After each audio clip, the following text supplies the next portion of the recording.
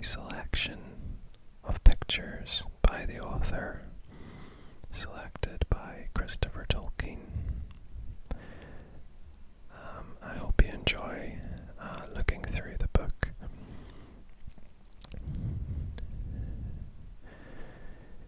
So, the book comes in this lovely slipcase cover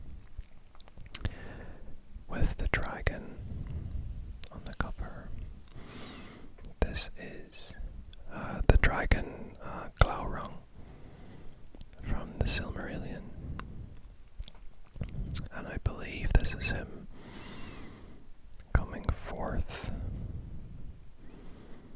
possibly from Thangorodrim. I'm not sure, but it's a lovely cover.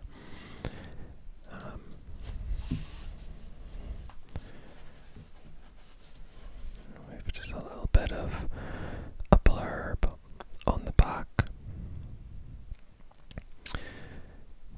telling us how this collection was now reissued after almost 30 years. So this book must have been around in the past. And it's lovely that it's back. I really enjoy owning it. This was a gift, and very much appreciated. A really lovely gift to me from my good wife. So let's get this out of the cover and we can start having a look through the book.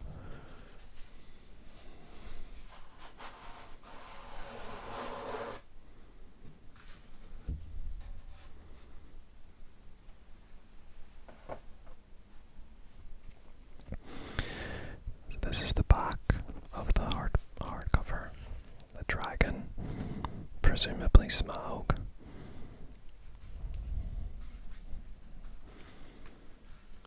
And on the front, a simple sun design with the title Pictures by JRR Tolkien.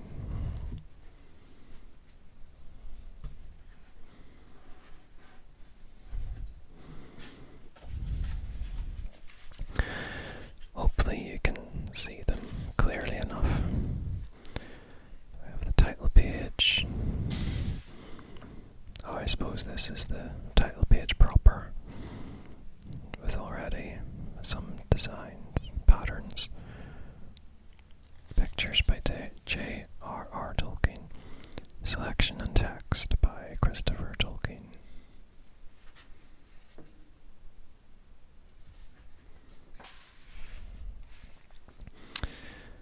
Contents page. You'll see as we go through there are pictures that relate to The Hobbit and The Lord of the Rings and the Silmarillion. I think these are all Hobbit type ones, right up to the death of Smaug.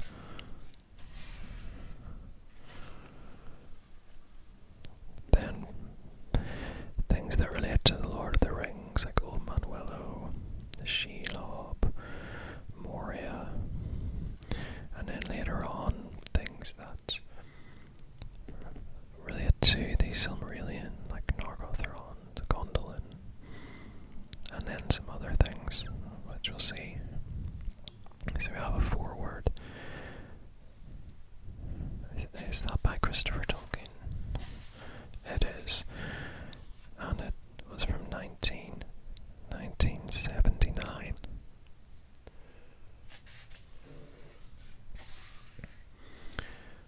Previous to the present edition and a publisher's note.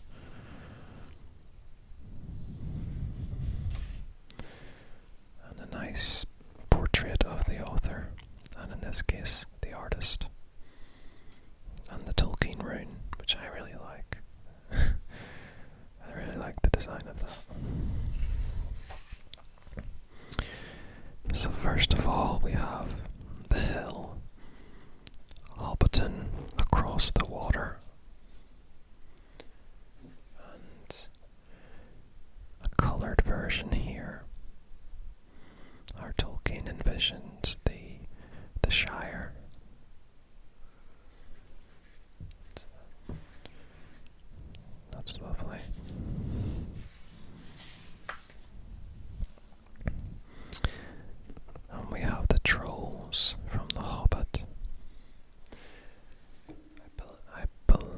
this was used in the book. Yeah, published in the first impression of The Hobbit, 1937, in chapter 2. Sorry about the glare getting on the book there. I'll try and minimize that as much as I can. It's nice to see a coloured version of that picture as well.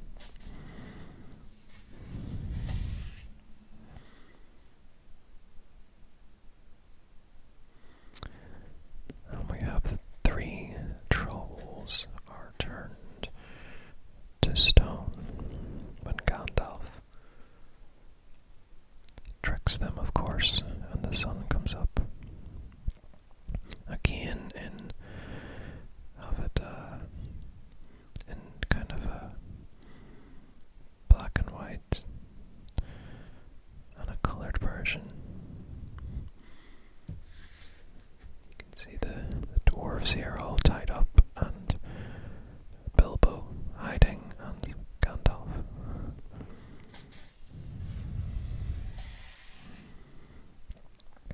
We have Rivendell 1.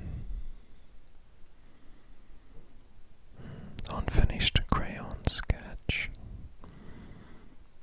It says it's puzzling. The word's looking west.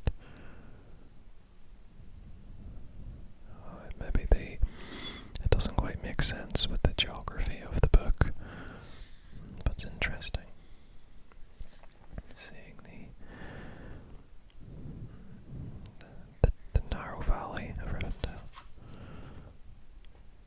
Then there's like a house here and the bridge.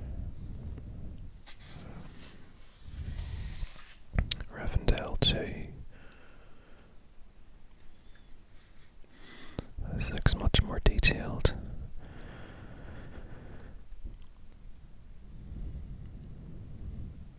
Looking east towards the Misty Mountains.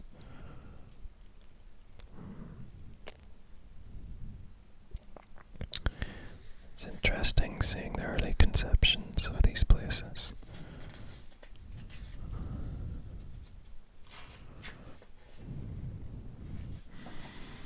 And Rivendell again, and much more complete. Much more complete picture. The House of Elrond, and the river running through. The steps. It's a magical place.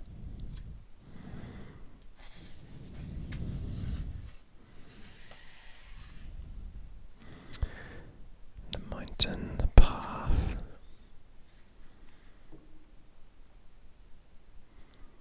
So as I say, we're seeing images from The Hobbit taking us through the story in a way.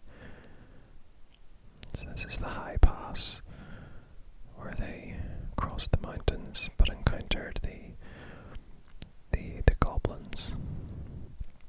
And of course, it was under the mountains that Bilbo met Gollum and obtained the ring.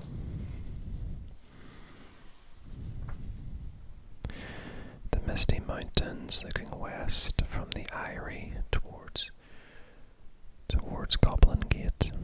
So this is looking back west after they've crossed and were rescued by the great eagles.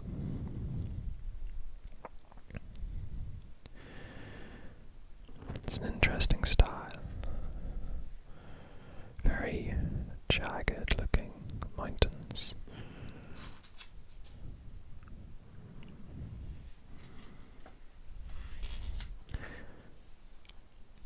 Bilbo woke with the early sun in his eyes. And here we have one of the great eagles. Well, 2, the one flying in the background.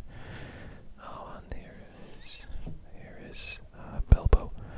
I didn't notice him at first.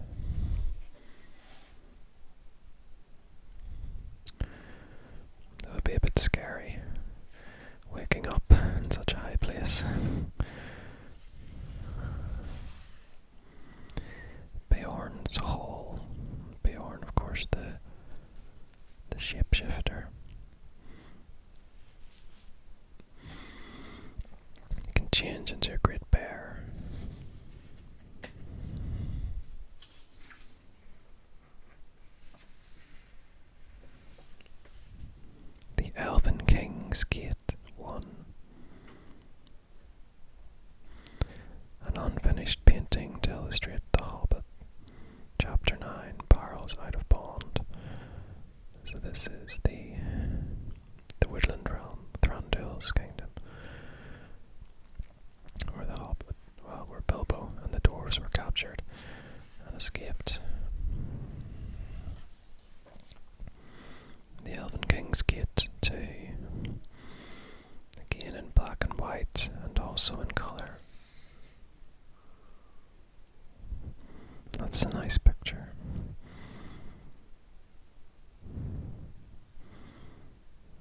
Puts me in mind of the Elven kingdoms of the First Age. Nargothrond.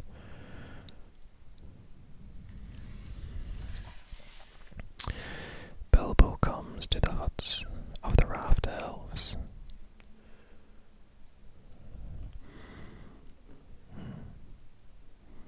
Another scene from The Hobbit.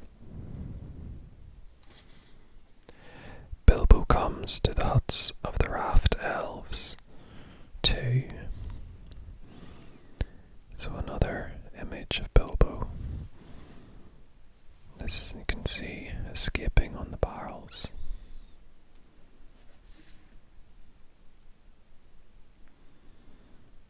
Another nice coloured picture.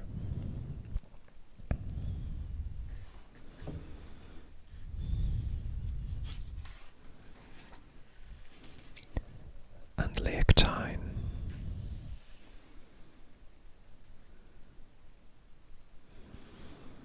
Again in the black and white monochrome and the coloured image. Lake Tyne built on the lake.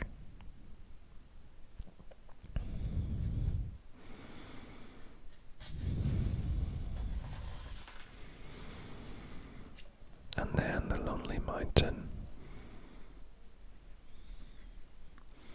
The front gate. Another image from The Hobbit. The smoke coming from the dragon.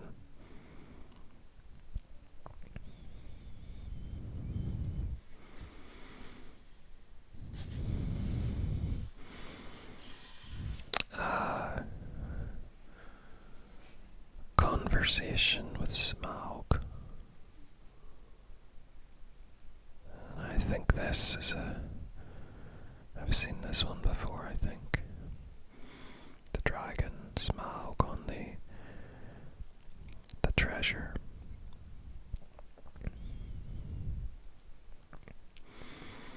And Bilbo, he of course steals a cup, I think. I think this has been used maybe as a book cover.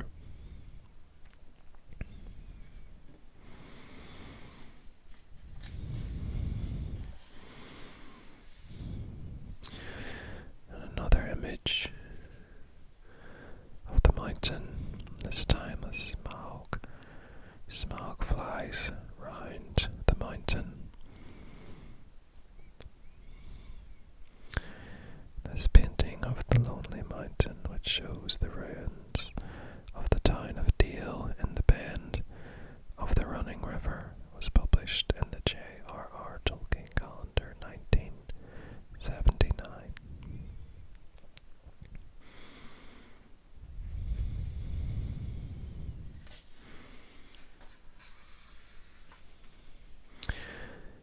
And the death of Smaug. I think that's the image we saw on the back of the book.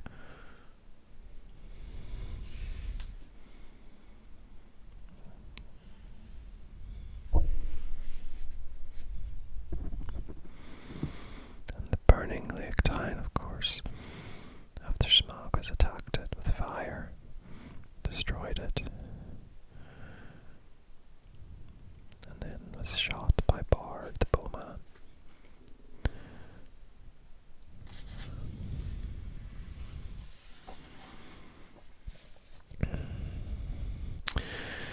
The hall at Bag End, residence of B. Baggins, Esquire.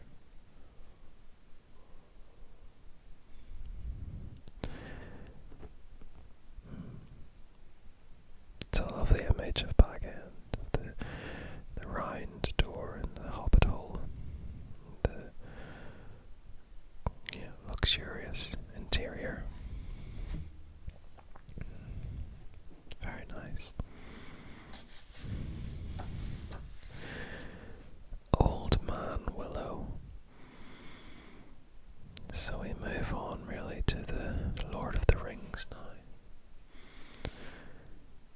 And the tree, Old Man Willow, that tried to swallow up the hobbits before Tom Bombadil saved them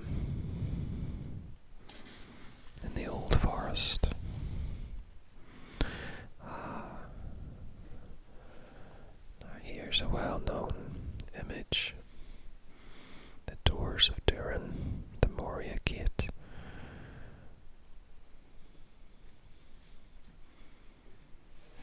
The nice sketch here. The doors in the center, the flooded area. There's a little tentacle showing there. The Watcher in the water that attacked the Fellowship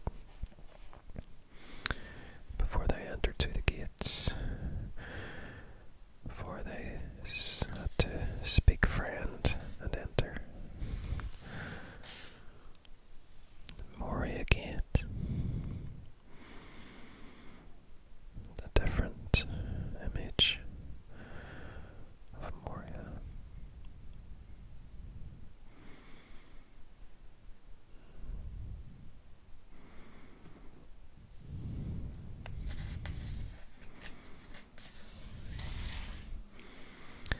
Leaves from the Book of Mazarbul.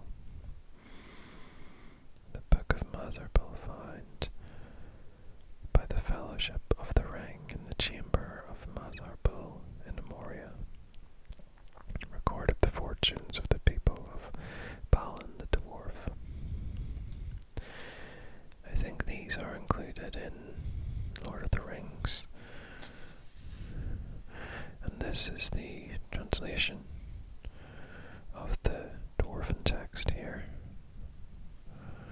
We drove out orcs from the great gate and guard room.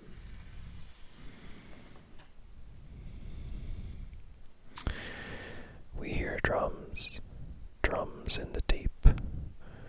They are coming. Last moments of Balin.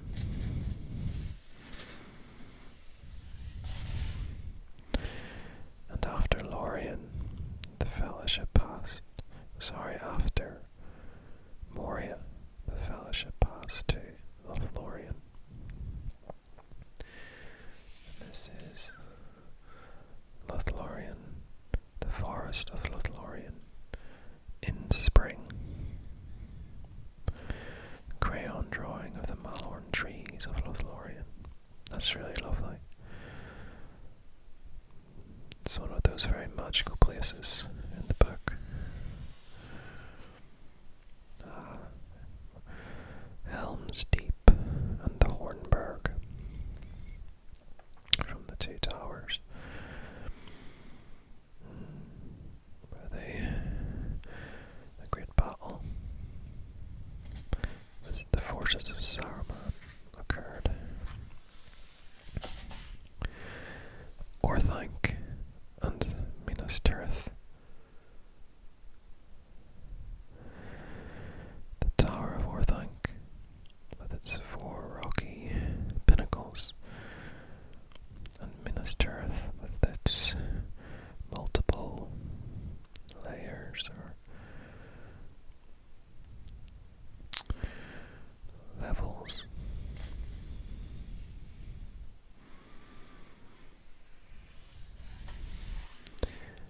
Shelob's lair. That's interesting, with the text and the picture together. You can see the stair leading up to the entrance and continuing towards what may be the Tower of Garthungal.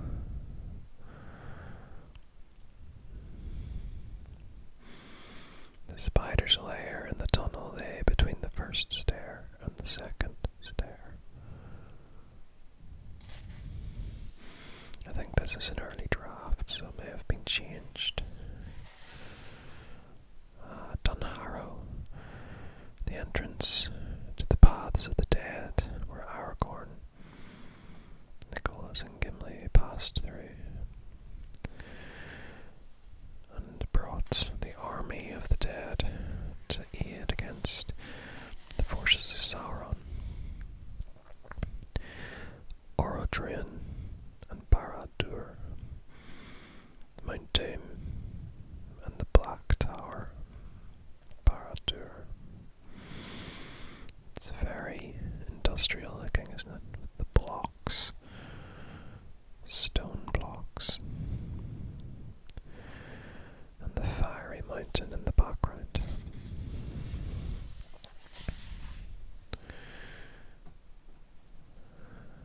Tanaquetil. I love that image with the swan ship in the foreground.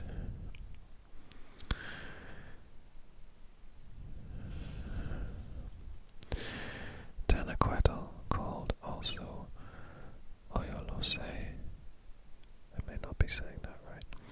Amon Oilos and Mount Everwhite was the highest of the mountains that guarded Valinor, and the highest mountain of Arda, upon whose summit Manwë set his throne. In the foreground is one of the white ships of the Tiliaran elves who dwelt on the coast of Aman.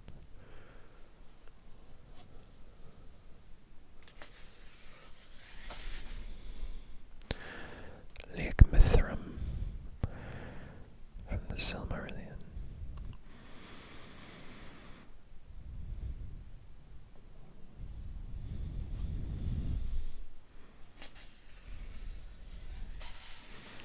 Nargothrond, one of the kingdoms of the elves in Beleriand, the fortress of Finrod Veligund.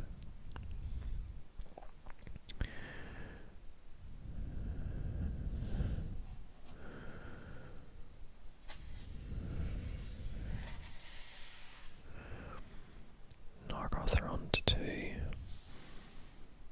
can see here the colour and the detail. The great river, the River Narog. They would build a great bridge across the river, which would prove unfortunate when the dragon Glaurung attacked Gondolin, the hidden city. Gondolin and the Vale of Tumladen.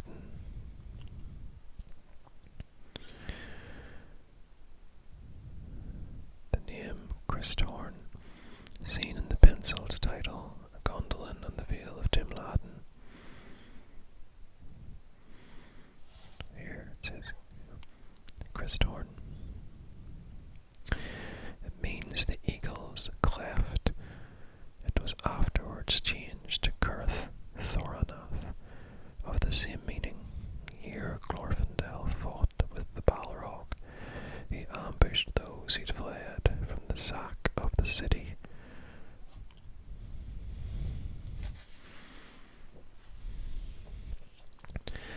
Tall Sirion. The picture shows Minas Tirith, the watchtower of Finrod Veligund, on the island of Tall Sirion. So this is a different Minas Tirith. I think, doesn't Minas Tirith mean the Tower of Guard? Something like that. This is in Beleriand in the First Age.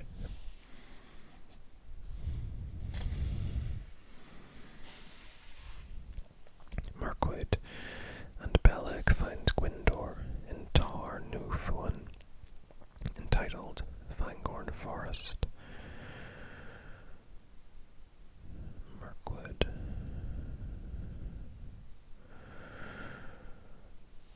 It's an interesting one.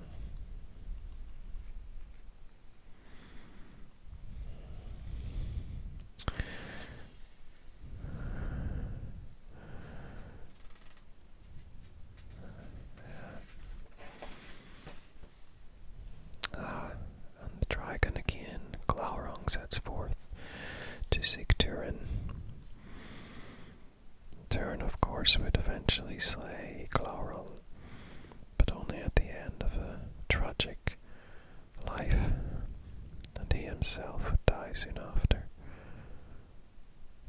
That's a nice image. So this is the Elven Kingdom, the underground kingdom of Nargothrond, which has been attacked and destroyed by Glaurung and the orcs. And now he sets forth from it to seek Turin.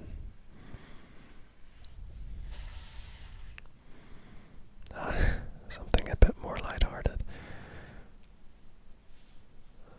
Published in the Father Christmas Letters, 1976, this painting of the interior of Cliff House at the North Pole, together with a letter describing the event, arrived at Christmas 1928, and thus belongs to the prolific period of painting from which derive the illustrations to the Silmarillion in this book.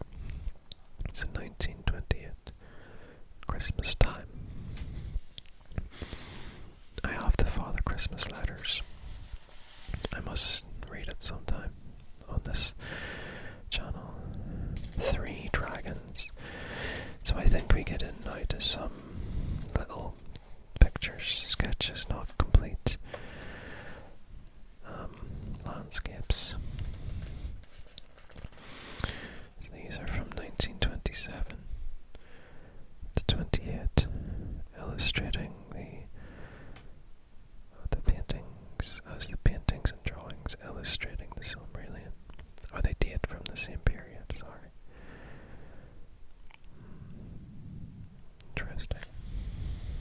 And then trees. I think Tolkien really liked trees.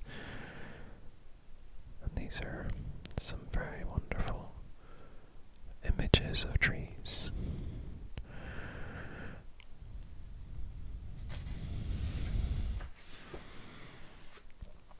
Flowering trees with friezes. Now this image with the bird, I think is used in the recently published complete poetry of JRR Tolkien, which I have bought actually. It's a lovely image. It works really well as a book cover. And here we see patterns sketched. Look, it appears on newspapers. Interesting. He must have been just trying out different patterns or something.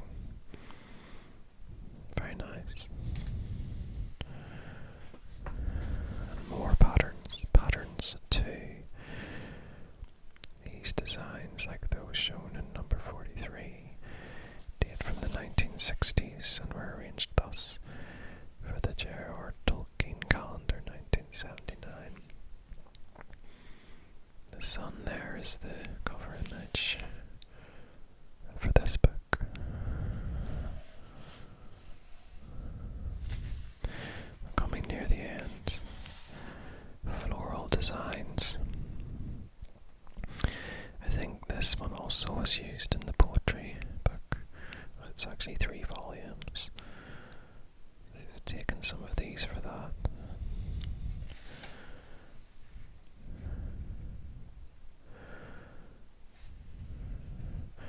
The name Pillinator belongs with the plant in the centre, which is one of many similar designs in black ink of slender rush-like or grass-like plants, several of them bearing Elvish names. Numenorian tiles and textiles.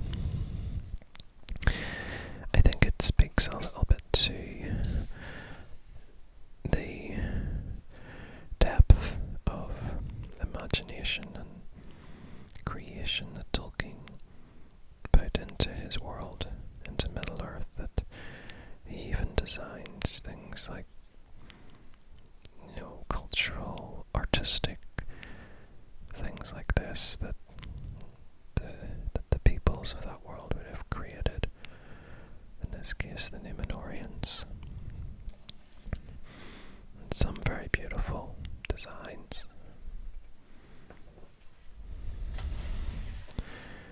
Heraldic devices. So again, these would add depth to the world and the history of Middle-earth.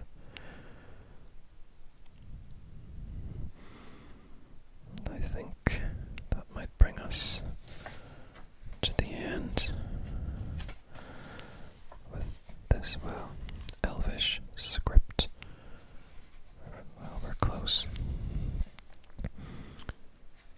So, not just language, but script Tolkien invented.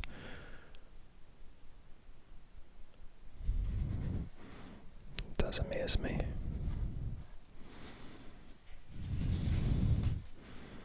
And that is the final image.